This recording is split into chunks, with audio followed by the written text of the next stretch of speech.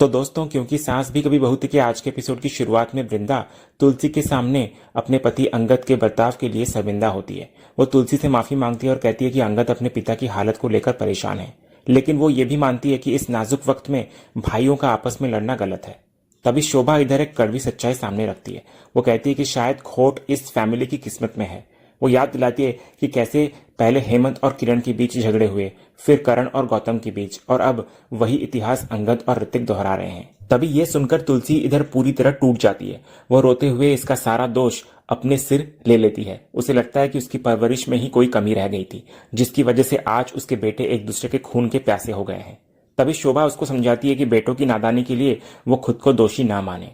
इसके बाद तुलसी वृंदा को वहां से जाने के लिए कह देती है। दूसरी तरफ मुन्नी तुलसी से मिलने के लिए जाने लगती है, लेकिन उसका मंगेतर राहुल उसका हाथ पकड़कर उसे रोक देता है। उसके चेहरे पर शक साफ नजर आ रहा होता है। वो मुन्नी को पूछता है कि क्या वो इस परिवार के बहुत करीब है। तो मुन्नी के हाँ कहने पर राहुल उस राज से पर्दा उठाने लगता है जो मिताली ने उसे बताया था। राहुल सीधा सवाल करता है कि मुन्नी ने कभी क्यों नहीं बताया कि वो ऋतिक से प्यार करती थी। तो मुन्नी हैरान हो जाती है और पूछती है कि उसे ये कैसे पता चला। तो राहुल बताने लगता है कि उसे ऋतिक की पत्नी मिताली ने सब सच बता दिया है। तो इस पर मुन्नी सफाई देते हुए कहती है कि वो बहुत साल पुरानी बात है और वो एक भूल और नादानी थी। तभी उसे वो पुराना दौर याद आता है जब ऋतिक ने ही उसे सोशल मीडिया की दुनिया और ऑनलाइन प्यार के बारे में बताया था।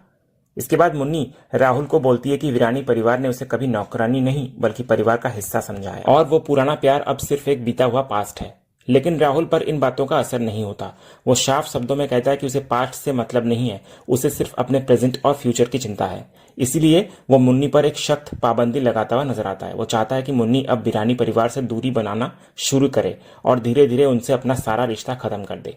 राहुल कहता है कि शुरुआत मुन्नी को करनी होगी, बाकी का वो संभाल लेगा। ये सुनकर मुन्नी एकदम चुप रह जाती है। उसे समझ नहीं आता कि वो क्या जवाब दे। दूसरे सीन में हम सुहास को देखते हैं। जब वो कपड़े बदल रहा होता है तो उसका ध्यान अपनी कलाई पर जाता है।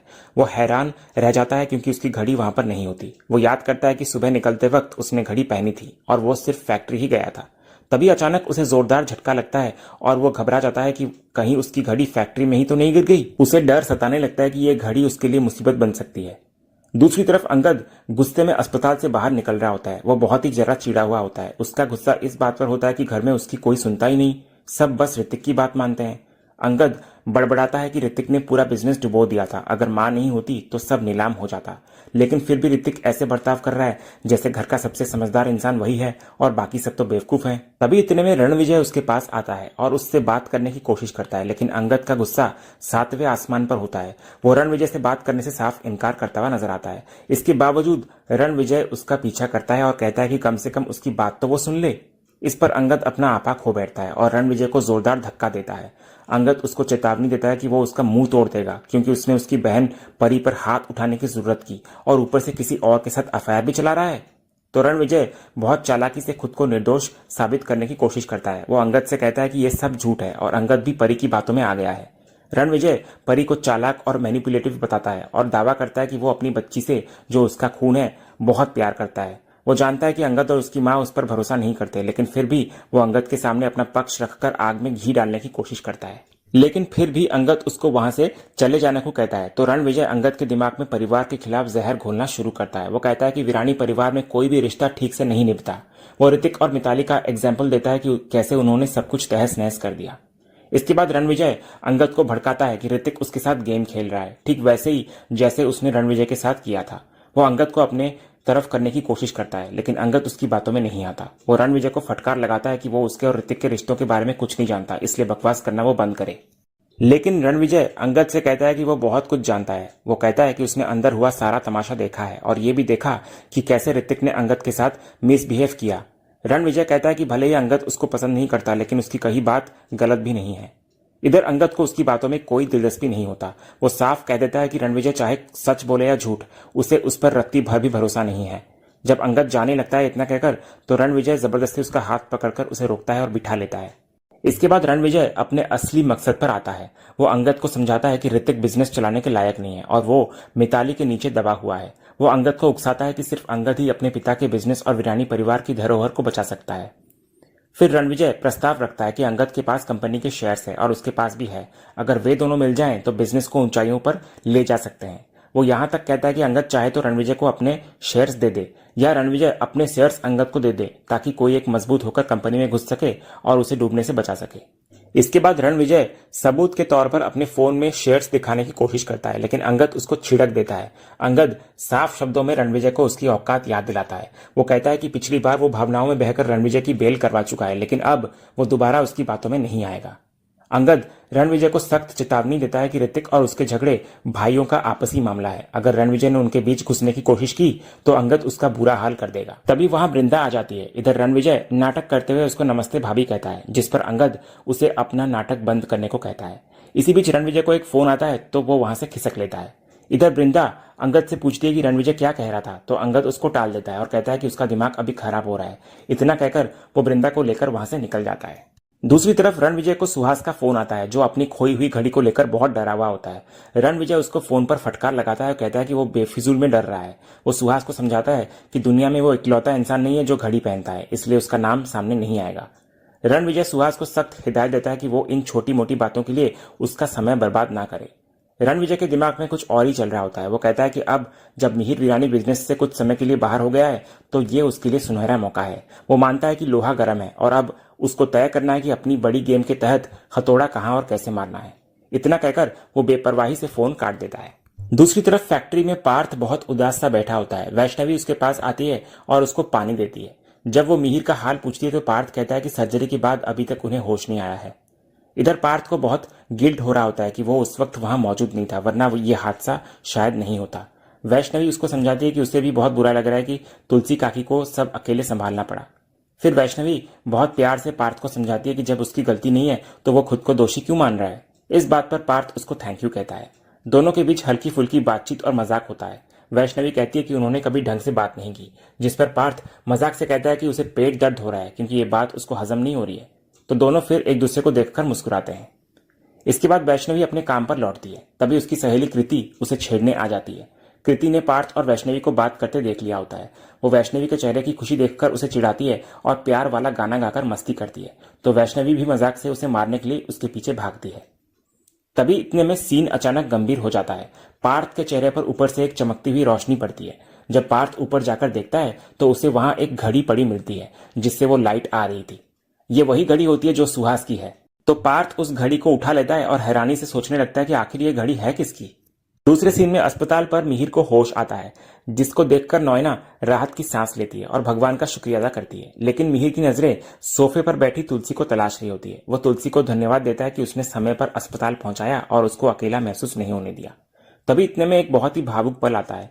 मिहिर चादर के नीचे से अपना हाथ निकालकर तुलसी को दिखाता है। उसके हाथ में अभी भी वही रुमाल होती है जो तुलसी ने सर्जरी से पहले उसे दिया था। यह इशारा तुलसी समझ जाती है, लेकिन वो खामोश रहती है। मिहिर फिर समझदारी से रुमाल वापस छिपा लेता है ताकि नॉयना को कुछ पता ना चले। तभी दूसरी तरफ वहां मिहिर का बेटा गौतम आता है। मिहिर उसे गौमजी कहकर पुकारता है और बेहद खुश होता हुआ नजर आता है। गौतम इधर हाथ में गुलदस्ता लिए अंदर आता है, लेकिन उसकी नजरें सीधे तुलसी पर टिक जाती है।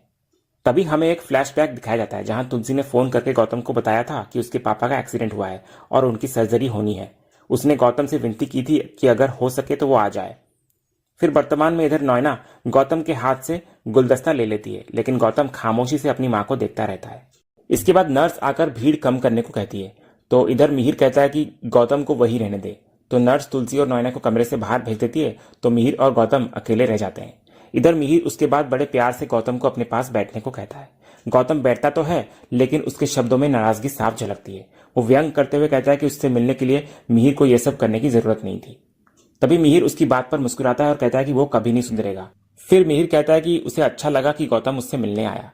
तो गौतम कड़वे सच के साथ जवाब देता है कि मॉम ने उसे फोन किया था। वो कहता है कि भले ही खुशियों में उसको शामिल न किया गया हो, लेकिन कम से कम दुख में याद किया गया, इसलिए वो चला आया। इसके बाद गौतम जाने के लिए उठता है, लेकिन मिहिर उसका हाथ पकड़कर उसे रोक लेता है। मिहिर का दिल भर आता है और वो गौतम से विनती करता है कि बेटा वापस आ जा।